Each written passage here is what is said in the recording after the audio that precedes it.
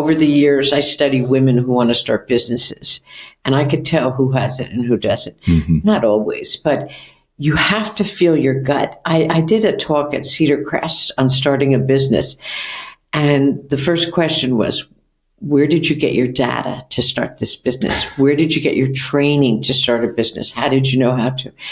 And I said, my stomach, my gut. And if you really listen to it, your gut, your intuition inside, it'll tell you right or wrong, but we don't listen. Yeah. And I knew inside when I had to be a single mom.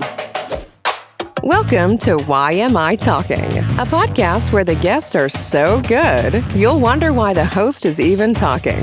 In each episode, you will hear one of the leaders of the Lehigh Valley's vibrant business hub. They will tell you the keys to their success, the mistakes they've made, and what they have in store for the future. Here is the host of YMI Talking, from YMI Insurance, Jimmy Honachik. All right, that is me, Jimmy Honachik, and we are here with Emily Ellis. Hello. Hello. How are you? Good. How are you? I am great.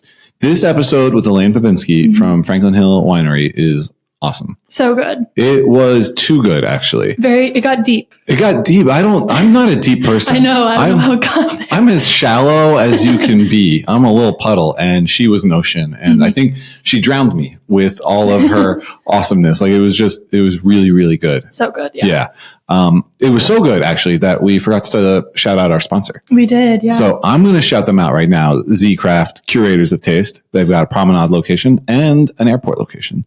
And you should go get coffee there or sign up for their catering services, which are great. Yeah, you definitely should. Yeah. They're very good. Good. But I don't want to waste any time because of how great this episode is. If you like laughing, if you like crying, we did both of those. Yes. So I don't want to talk up too much, but it really was that good. Elaine is so impressive. Just the story of where she came from to how she got where she is now, the story of her determination, her fight for women's rights, just everything blew me away. Yes. I could listen to her forever. Yeah. I said, hey, come on my podcast. I like wine. And then it was like, wow, I signed up for so much. Yeah. And it was absolutely great. I love every minute of it. And you will too. So let's jump into it.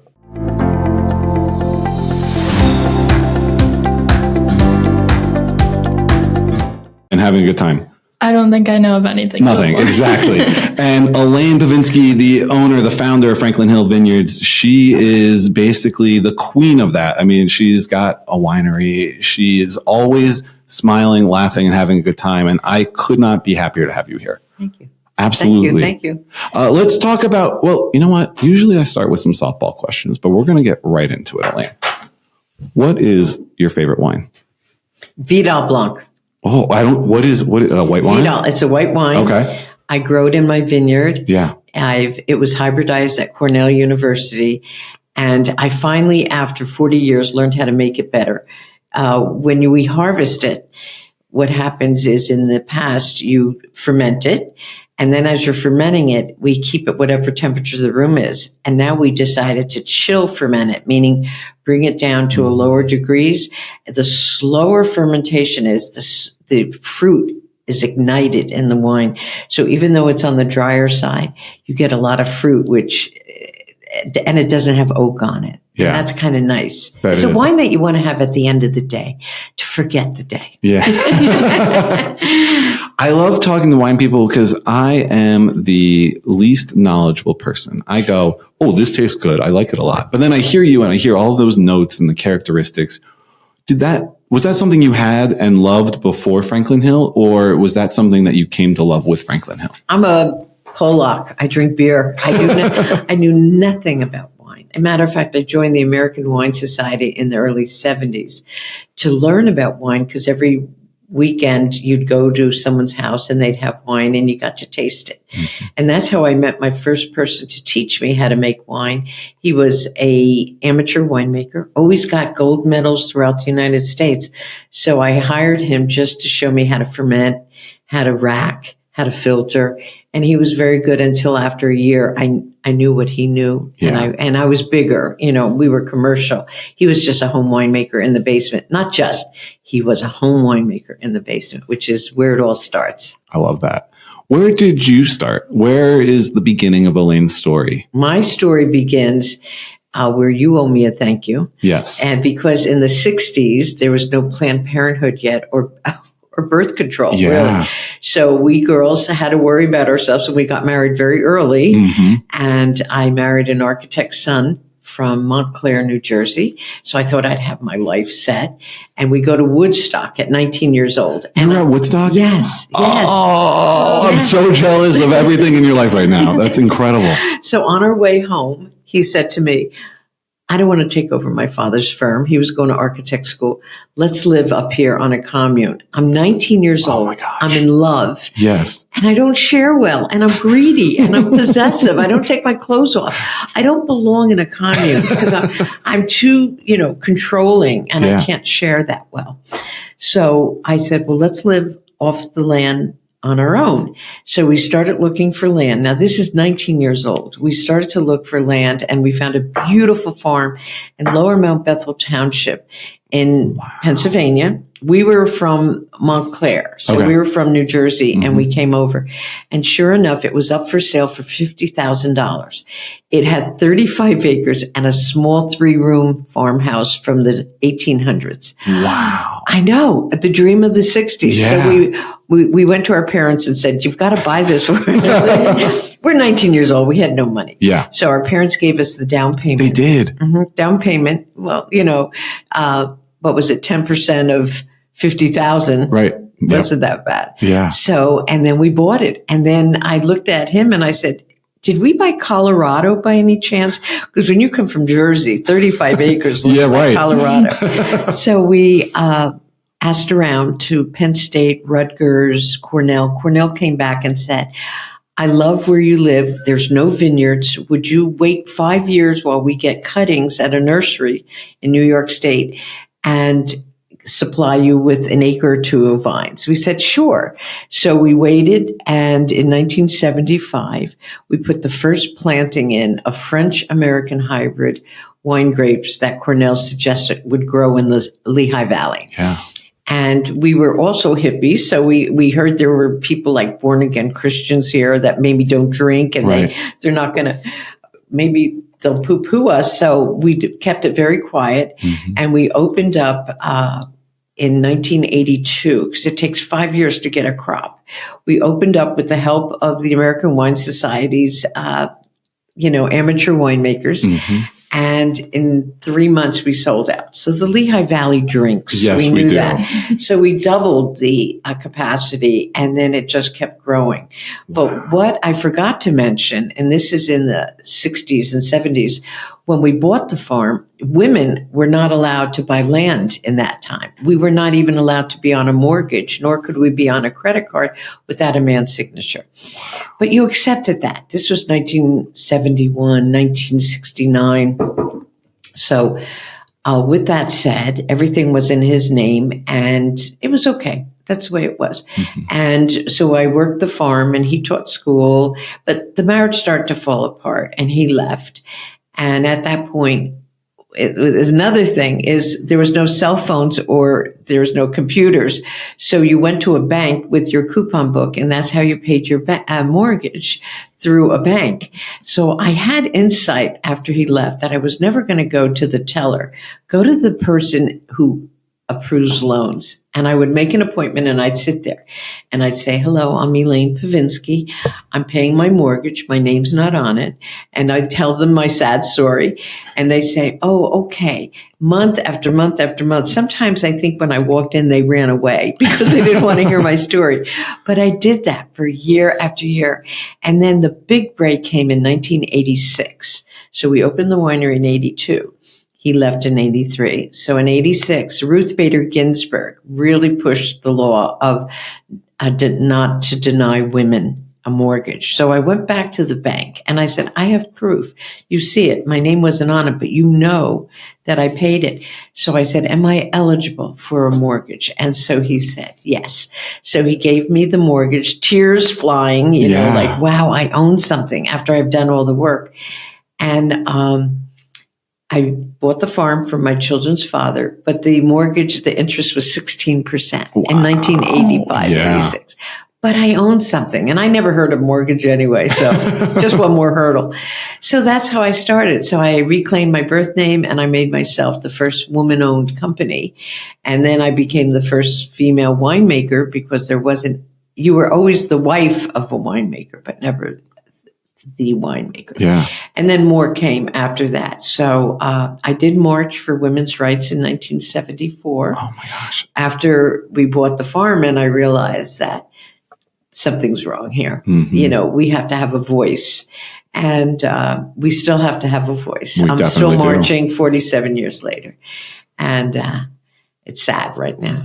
Yeah. It's very sad. All right. I'm going to go back to positive. I'm soaking in literally everything you said there. There's so much to unwrap. I don't even know where to go. I'm a little dumbfounded. What an incredible story. I mean, I'm just going to start there. Like, to go from Woodstock, which A, we're going to, hopefully, if we have time, dive into more. B, like 19 years old. This is what I'm blown away by. Yeah. You're 19 years old and Married. And when I'm 19, the decisions I were making were not very smart. Whereas you are, really considering, you're reaching out to universities and trying to start a farm and use the resources that you could have. I'm impressed by your knowledge and your ability to just go out there and get what you want. Like that's very impressive. And they continued through the whole story to, the mortgage and just walk me through where that comes from. Like, is that something just you were born Intuitive. with? Yeah. Over the years, I study women who want to start businesses, and I could tell who has it and who doesn't. Mm-hmm. Not always, but you have to feel your gut. I did a talk at Cedar Crest on starting a business, and the first question was, where did you get your data to start this business? Where did you get your training to start a business? How did you know how to? And I said, my stomach, my gut. And if you really listen to it, your gut, your intuition inside, it'll tell you right or wrong, but we don't listen. Yeah. And I knew inside, when I had to be a single mom, I thought of two things. What if I failed? What would happen to me? Mm-hmm. Well, my father, I could always go live with him, okay, so the kids would be protected. And then number two, I'm healthy. I'm not going to die.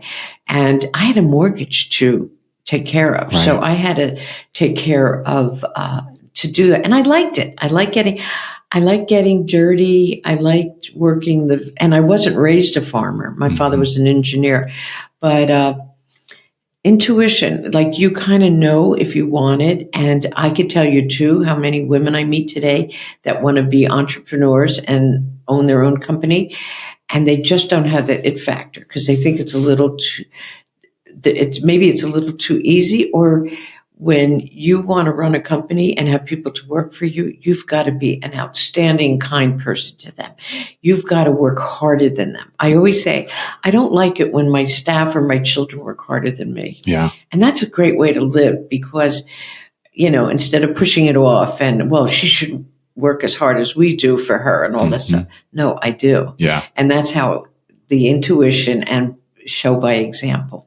Let's talk about your team because it is an impressive team. I know that you employ, I think, 33 women, and that's 90% of your staff. I mean, just this concept of empowering women obviously isn't theoretical to you. You're out there marching and you're putting it in your business. Talk to me about the team and how you've built this team. Well, it started early in the late 70s. A local girl on the street was looking for part-time work because she was a young mother, younger than me, and she wanted to have a job. So she started to work for me 44 years ago and hasn't left yet. Get out. Her name's Bonnie Peischer. Yeah. And she was the mechanic. She was very good and loved to get dirty, and she loved a break from raising two twins.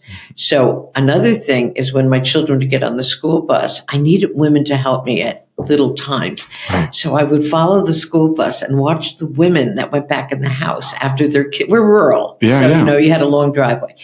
And then I'd knock on their doors and I'd say, hi, I'm Elaine Pivinski. I'm running Franklin Hill, but I need help during the day. And I noticed that you're not going to a job.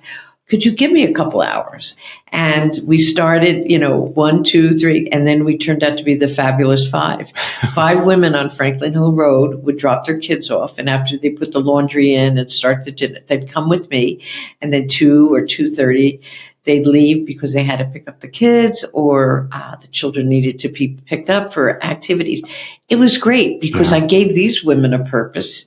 And when you live in the rural countryside, you don't have aunts and uncles that are going to take care of your kids after school. Yeah. You have to be there. So that's how I started my team. And another important issue is don't tell your team what to do.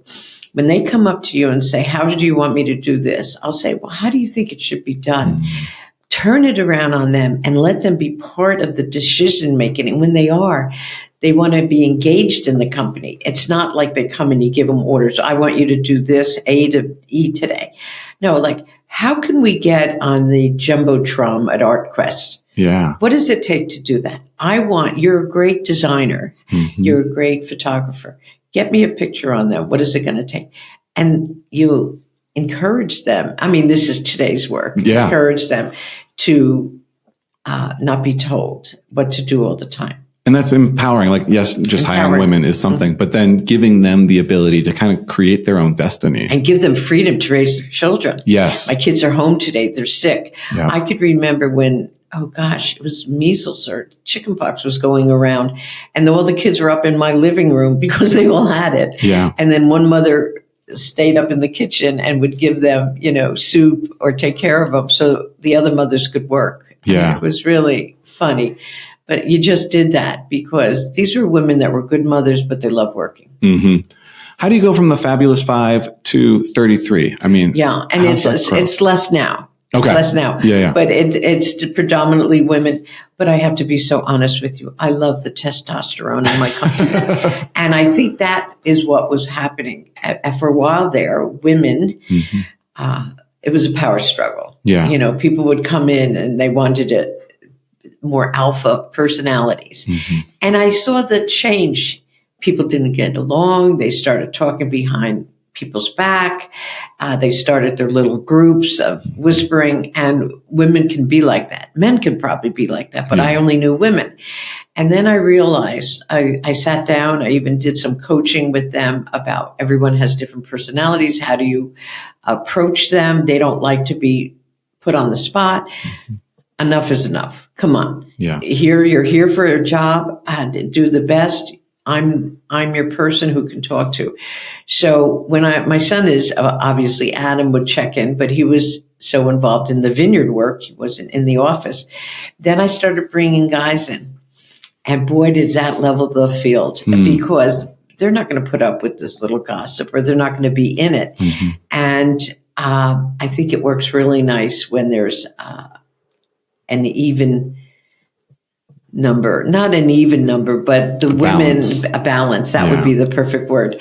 But the main jobs are still run by the women and the men have to. And we make a cute joke. They're married. They have daughters. They go, oh, I'm always used to taking orders from women, so I'm good here, like that. And we make them feel empowered too, how important they are to me. That's great. Let's talk on Adam a little bit, if you don't mind. Social Still kind of grew out of Franklin Hill. Absolutely. And is incredible. Have you been there? I have. I went before Music Fest and it was amazing. It's cool. The drinks are great. It's just a really great institute at this point in Bethlehem. Talk to me about the genesis of Adam coming to work for you and then kind of doing Social Still. Well, I always laugh. There's a group of wineries in the Lehigh Valley and all our sons are in it. And I could remember at a conference, they're all sitting around drinking whiskey saying, why are we living out our parents' dreams? And that's exactly what it turned out to be. It was our dream. We started it and we drew our children in. I'm talking Vinecrest, Clover Hill, Pinnacle Ridge, Galen Glen, Franklin Hill, Cherry Valley. We're all dragging our kids in, but it was the parents' dream. Yeah. And, I got him involved because he was my son. He had to work and then he started doing the farm work. And then I sent him to college in Philadelphia down in Manioc, which was Philadelphia University. And I opened one of the first retails there so that I could keep him sober while he was in college, meaning he ran the whole Manayunk Farmers Market of a retail location while he was going through college. And I could remember... The Pivinskis don't mess around. I mean, you guys, So I could remember in his senior year, he came to me, he said, Mom, could you get someone on Sundays? I mean, I'm a senior in college. I'd like maybe to go have one day off because he had school and the farmer's market was open 5 days a week. Yeah. So he would ride his bicycle. Was a BMXer, and he'd ride his bicycle in Manayunk to the store and then ride home and all that stuff. So he got invested there. And then after college, he settled in downtown Bethlehem. Mm-hmm. And I said, run the Bethlehem store, because we were the first Wines of Music Fest in 1984, which is pretty fun. Yeah. Jeffrey Parks came to me one day in 83, and we were just started in 82. Mm-hmm. And he said, I want a music festival. And I don't know if 100 people will come or 1,000, but you're the only winery. Would you be the wines? Because we want local, the German flair, and all that stuff. So we were the first Wines of Music Fest in 84. So Bethlehem was a perfect spot for me to open one of my retail spots at the old Orz's building. Instead of them imploding it, they really made it in a beautiful spot. So he was in Bethlehem and ran that. But I realized he was getting itchy. You just don't want to sit there. He had so much more qualifications. He's brilliant in marketing. He's brilliant in seeing what's out there. And he might not want to go to the chamber meetings or to the meetings, but he knows what's going on. Yeah.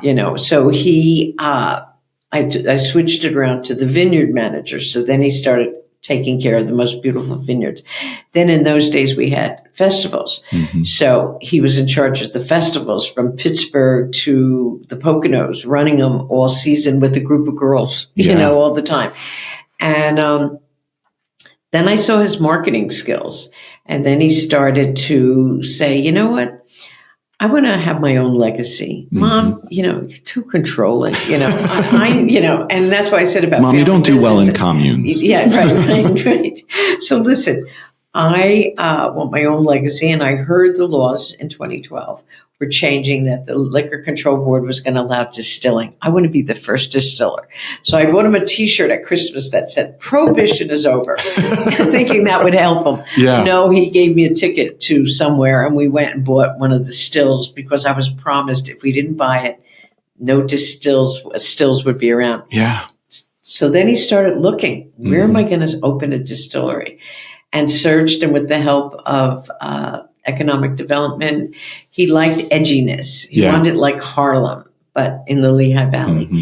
So he looked into Bethlehem. Yeah. And because he lived there. And he thought edgy with this, the steel and all the rust and the pipes and all that stuff, which is like a vodka tower. Yeah. So he hooked up with economic development. Then he got with Rob De Beers and Mike Perucci and John Callahan, and they showed him all the buildings. And then we saw the almost closed down bank. Yeah. The windows were boarded up, and it was terrible. Mm-hmm. And talk about a funny story. I knew Adam's idea was phenomenal. So you sent that paper out that you cannot repeat what I'm telling you, what I'm thinking of, what that name Non-disclosure. is. I wrote it all up because I was going to share it with these men, and I didn't want them to take it over. Yeah. And I gave it to Mike Perucci, and he signed it immediately. I said, Mike, you didn't even read it. He said, I'm a team of 50 lawyers. Do you think this would really hold up? And he said, but I want this to work. Yeah. I want this to work. And sure enough, with his help and our help, we gutted it out, and we made it a distillery, and it was great. And we brought it back to its natural grandeur of the original. Like, we got away with a lot, like the stairway wasn't as wide as it should be, but it was a historic building. Yeah. So we started learning how to distill. It was just the most amazing day when the still was put in place. And then we opened at Christmas time. And sure enough, people said, well, gee, I need a piece of bread if I'm going to drink whiskey. Right. I need that. And then he started with a flatbread. Oh, I want a salad. Oh, I want a sandwich. And then before you know it, he was voted best restaurant last year in the Lehigh Valley, which is tough. They're wonderful restaurants. There's so many. Yeah. And his wife runs the restaurant end, Kate. Yep. And he does the distilling end. I remember talking to Kate one time about like one of my first times at Social Still, and she described the process of turning it in from a decrepit bank. And she was like, it was just Adam's vision. Like he could just see what this would be. And if you've been there, it's gorgeous. Clearly he's done an incredible job. Yeah, it is. And it's just such a landmark. Local, the location. Yeah. But when he started and they had the food trail, there was 3 people. Wow. Do you know how many are there now? Yeah. So that's a little hard. You always like competition. It's very creative. Yeah. But because you collaborate. But sometimes it's overdone. Yeah, absolutely. People want to jump in and do it, and it depletes. The pie is just so big. Yeah. And it gets depleted. Let's talk about the Lehigh Valley. I mean, you've mentioned it a couple of times and your ties to it. What makes it special, and kind of what is your involvement in it? My involvement in the Lehigh Valley? Yeah. Boy. Please remember, this is a 30-minute podcast.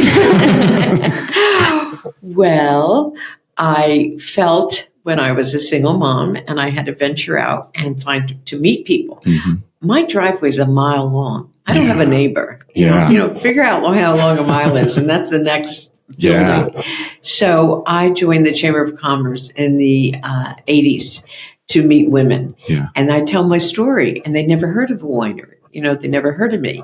And women support women. And that was the beginning. So I joined the chamber in the 80s.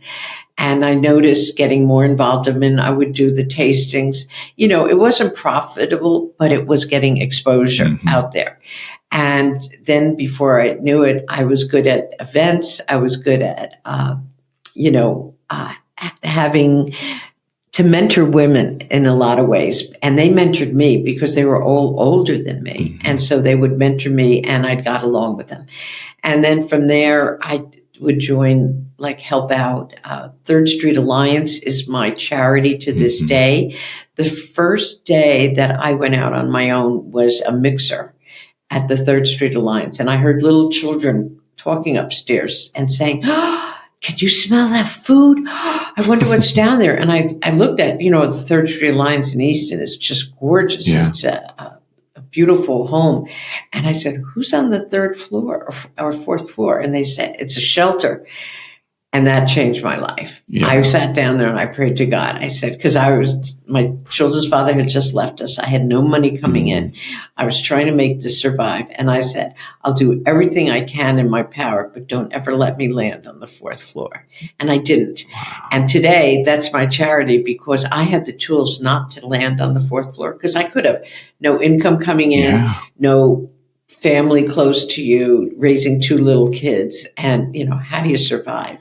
You had a mortgage, you had insurances and stuff. And today that's my charity because I have the tools that didn't land in the shelter. And some women just don't. Yeah. We all have a story. Yeah. Do you feel as accomplished as you are? I mean, do you ever? Oh, no. And that's such a thing. I think business leaders often don't feel that way. But I mean, if you take pause and look back, you've got to be impressed with what you've done. Some people tell me that. Yeah. Yeah. And you know what? Sometimes my son doesn't give me any credit when I'm around him. That's our jobs. That's your job not to give you any credit. I remember I got an award for a woman of influence, woman of empowerment. Mm-hmm. And I used to say to him, Adam, could you please just show up? Because I have no one coming to me, when the Lehigh Valley business. And Kate and him would always come.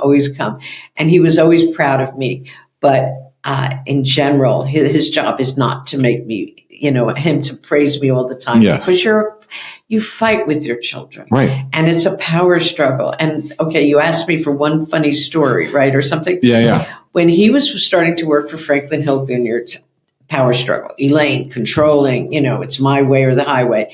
And one day he came to me, he said, Mom, you don't let go. And he said, I'm going to work somewhere else. I have great marketing skills. He's very smart mechanically and how to fix things. And he said, I'm going.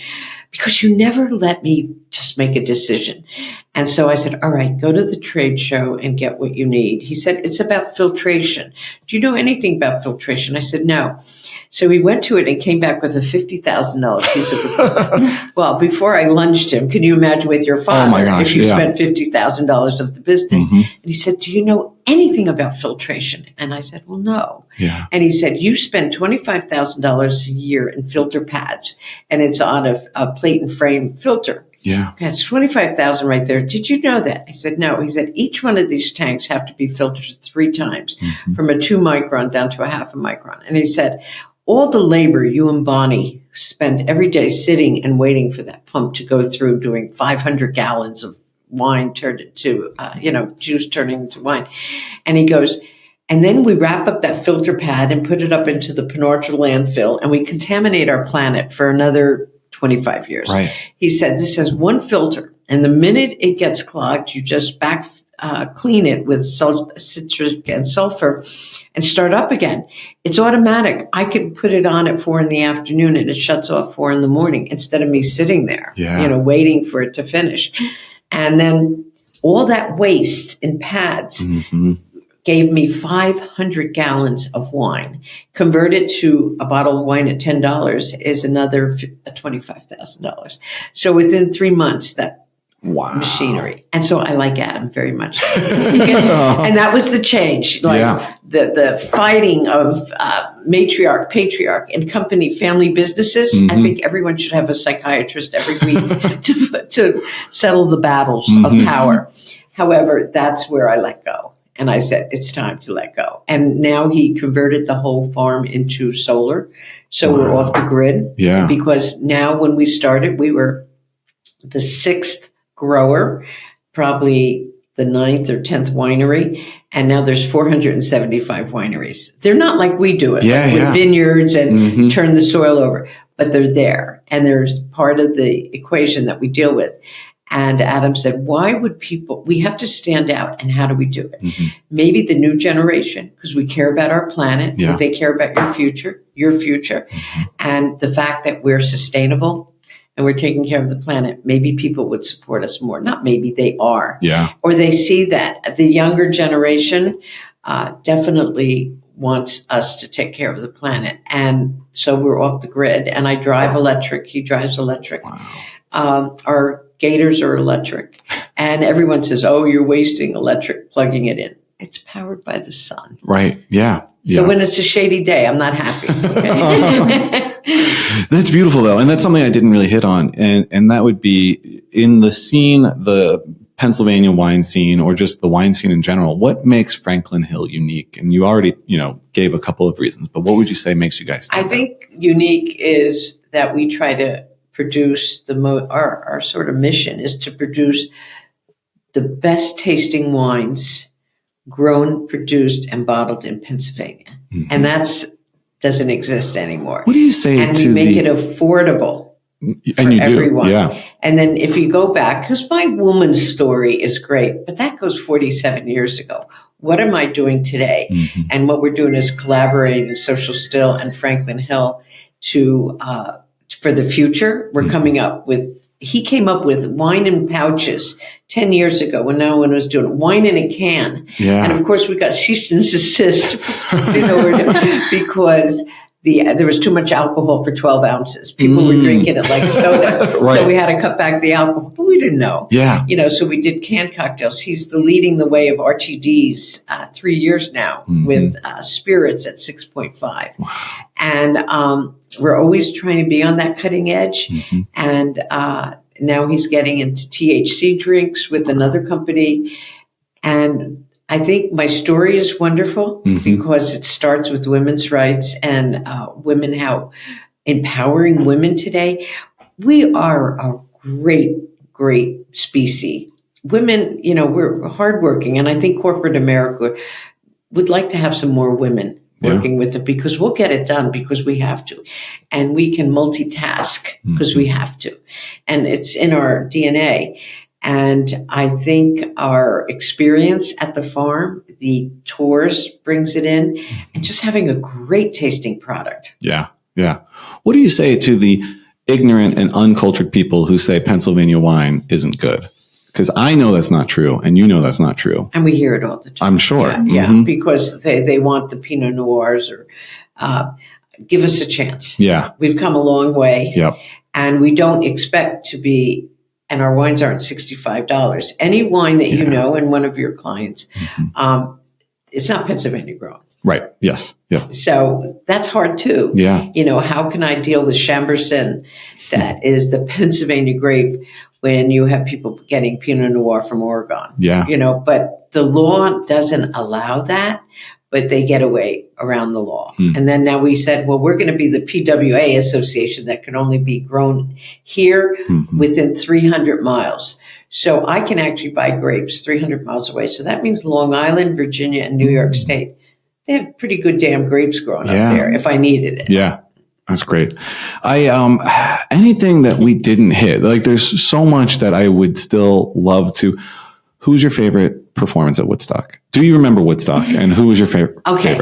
I'll let you in on it. Yes. I never got in. No. But we parked our car on the New York Thruway. Yeah. It was closed. Right. Can you imagine today when you drive and you make a left turn by mistake and you get people yell at you? Yeah, yeah. We left our cars on the New York Thruway, and we didn't care if they were there when we came back. Yeah. It was such a beautiful way. We were against the war in Vietnam. Yeah. I marched to get that. It was a foolish war. I lost all my classmates to it. Yeah. And then we were walking, and we heard ahead the rain, the mud, the drugs, lack of food, toilets. It was just a mess. And, we were still sheltered, privileged kids from New Jersey, Bergen County, New Jersey. So as we were walking, the neighborhood there said, why don't you camp here? You could sort of hear the music, and all that stuff. Why don't you camp here? And we didn't want to go home because we couldn't even get our cars out if we tried to. Right. So we all parked on bunch of people all over on people's lawns. Yeah. So the funniest story is I was in the backyard sleeping, and all of a sudden everyone come running around to the tents and said, get up, get up, get up. There's a wedding going on. And I went, what? So we all got up, and in the front of someone's house on the lawn, we all witnessed the wedding. And I just sat there with my sensible brain still, and I said, what are they going to think in the morning when they wake up? Did this really happen, Yeah. And I do have to say, we really started a culture movement of love and peace. And I just wish it would continue. Yeah. To continue. Yeah. Not to get too deep. I never get deep, but I've really found my religion lately, raised Catholic, but never really fell into it. And just recently it's really come back to me, and it is the message of love that really speaks more than anything to me. And I just would like everyone to kind of find that same message. Yeah. Well, we don't get deep here, so you broke me, Elaine. Anything, though, before we wrap up that we should hit that we haven't hit? I think what I want to just conclude with is that I love what I do. Yeah. And I also want to give a shout out to people as we're aging. Never stop growing. And I think the reason, and I'm very proud to say I'm 78 years old, going on 80 years old. Pause. What? No. Yeah. And the reason is because I'm needed and I have a purpose, and I'm very proud of women don't want to tell their age. Oh my God. Yeah. I shout it out from the hilltops because I'm here to tell women that are over 60 years old, stop looking at retiring. Stop stopping life. Yeah. There is so much more ahead of me. And I'm so excited to see what my next adventure is. And I'm studying different things. I'll take classes on artificial intelligence, and I just want to learn more.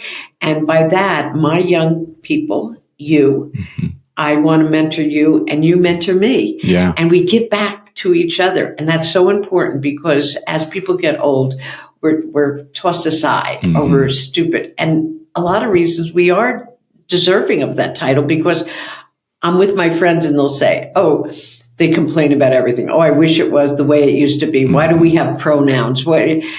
it's life. Yeah. It's life. It's grow with it, or you're going to fall behind. So my wish is that we all constantly look for passion and find a purpose in life.